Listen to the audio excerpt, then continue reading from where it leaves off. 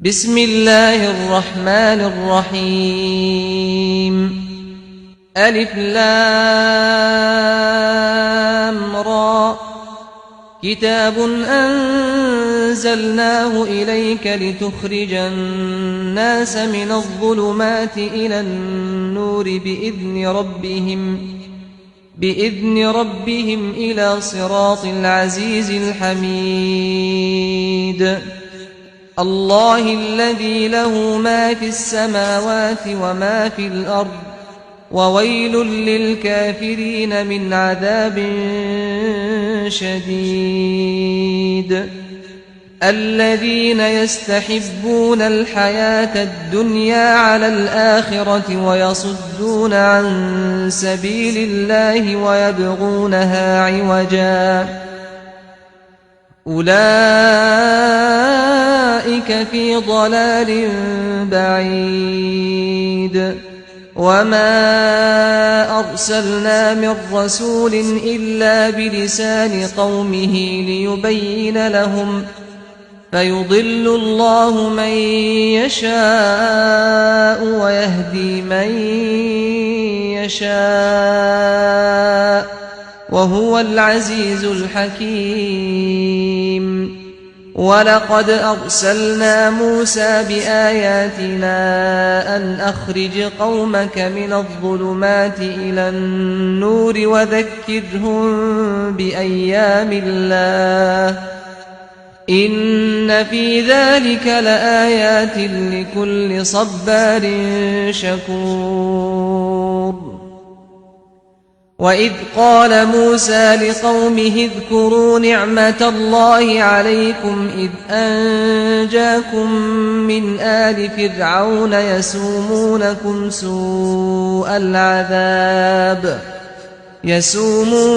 سوء العذاب ويذبحون أبناءكم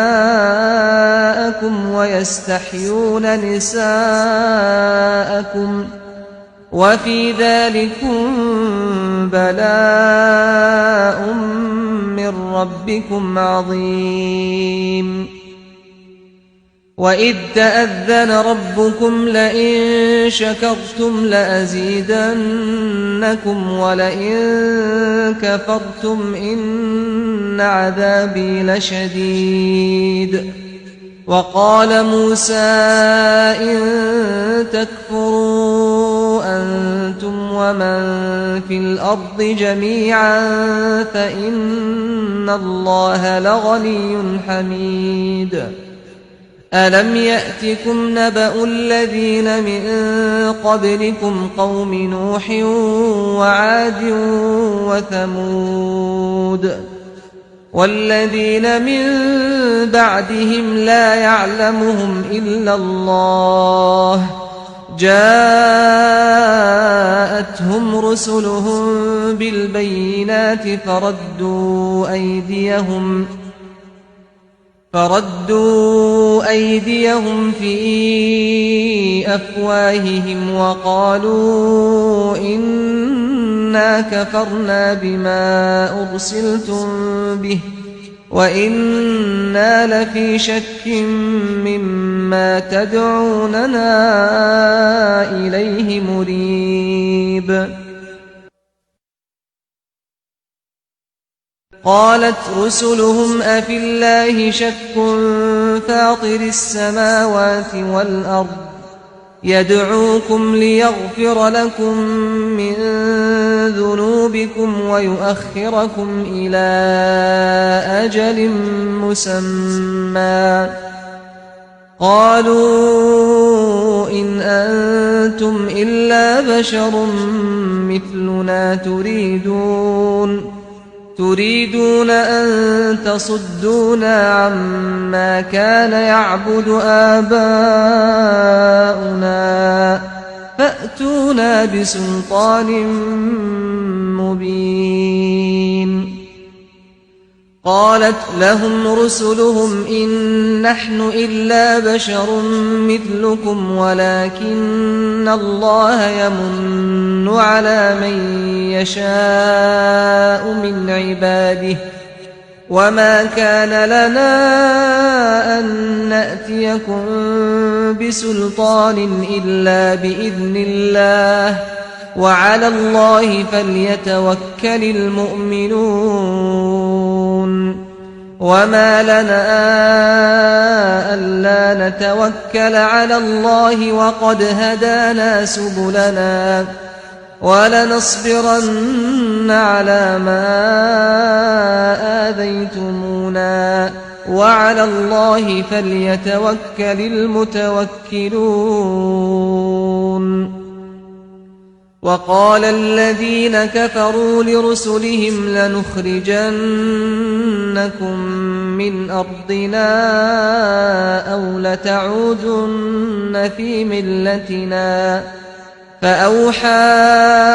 إليهم ربهم لنهلكن الظالمين ولنسكننكم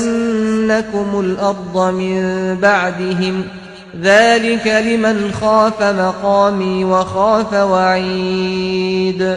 واستفتحوا وخاب كل جبار عنيد من ورائه جهنم ويسقى من ماء صديد يتجرعه ولا يكاد يسيغه ويأتيه الموت من كل مكان وما هو بميت ومن ورائه عذاب غليظ مثل الذين كفروا بربهم أعمالهم كرماد اشتدت به الريح في يوم عاصف لا يقدرون مما كسبوا على شيء ذلك هو الضلال البعيد ألم تر أن الله خلق السماوات والأرض بالحق إن يشأ يذهبكم ويأت بخلق جديد وما ذلك على الله بعزيز وبرزوا لله جميعا فقال الضعفاء للذين استكبروا إنا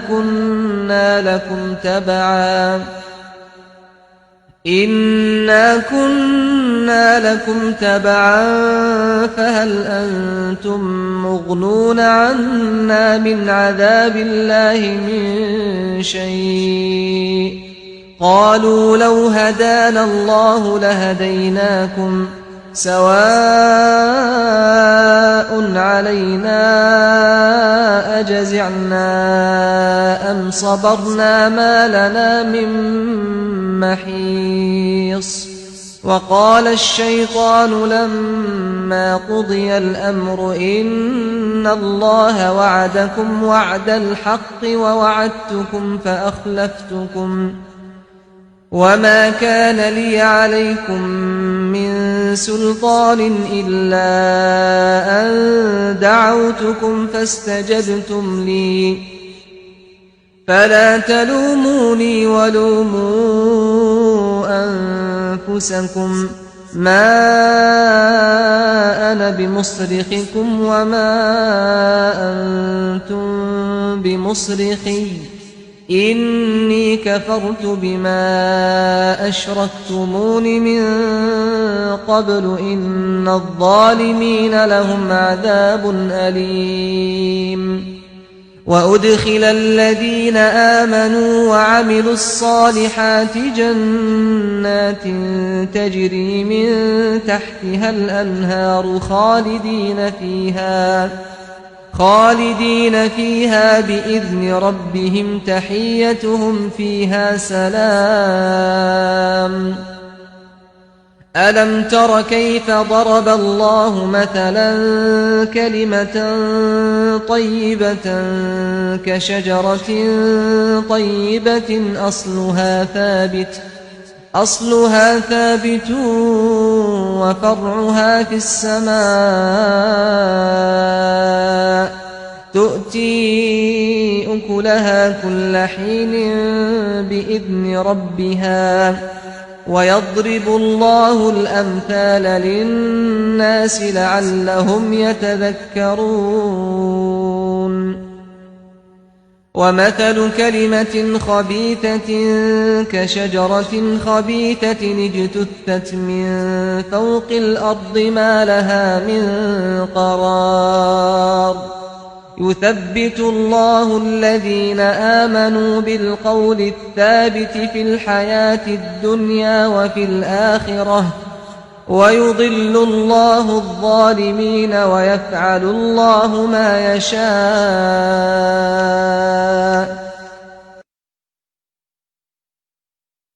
ألم تر إلى الذين بدلوا نعمة الله كفرا وأحلوا قومهم دار البوار جهنم يصلونها وبئس القرار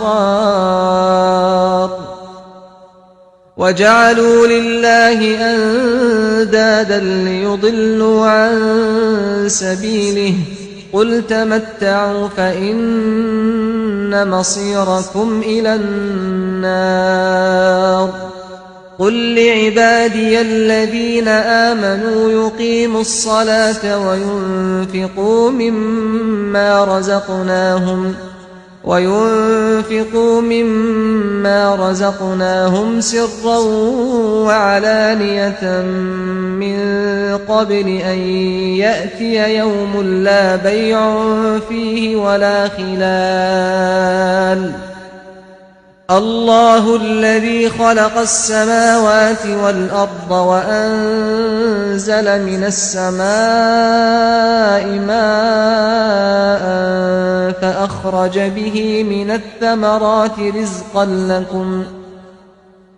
فأخرج به من الثمرات رزقا لكم وسخر لكم الفلك لتجري في البحر بأمره وسخر لكم الأنهار وسخر لكم الشمس والقمر دائبين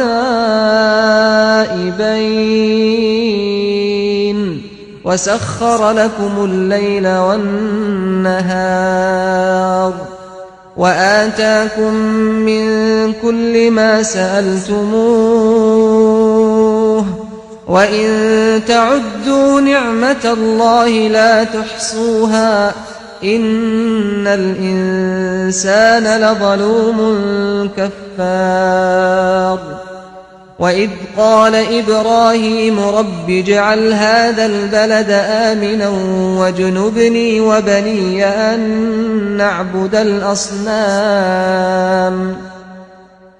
رب إنهن أضللن كثيرا من الناس فمن تبعني فإنه مني ومن عصاني فإنك غفور رحيم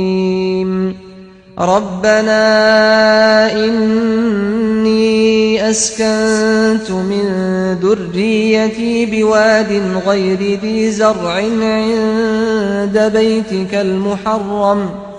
ربنا ليقيموا الصلاة فاجعل أفئدة من الناس تهوي إليهم وارزقهم من الثمرات لعلهم يشكرون ربنا إنك تعلم ما نخفي وما نعلن وما يخفى على الله من شيء في الأرض ولا في السماء الحمد لله الذي وهب لي على الكبر إسماعيل وإسحاق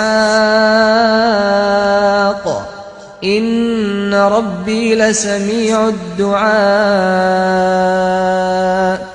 رب اجعلني مقيم الصلاة ومن